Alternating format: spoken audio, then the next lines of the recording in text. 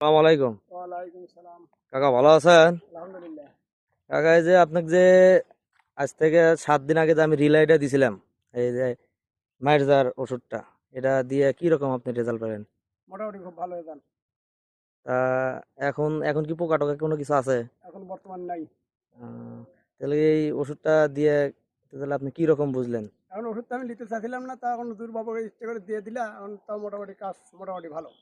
মোটামুটি টেকা বলতে ছাড়াই টেকা ছাড়াই মোটামুটি নিয়ে দিশা, মোটামুটি কাজ ভালো।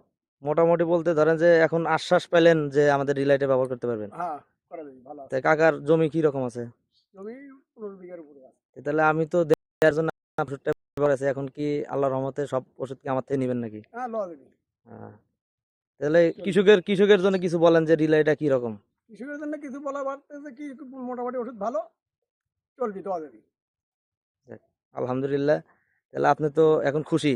হ্যাঁ, আপনার ইনশাল্লাহ। জমি দেখে এখন খুশি? হ্যাঁ, মোটামুটি ভালো, কাজ ভালো। তোমার তো বর্তমানে আর দেখা যাচ্ছে না, নতুন করে দিয়ে হয়তো কাটেনি। ওই আগে যা কাটছিল সেটাই, তারপরে তার কাটা দেখা যায় না।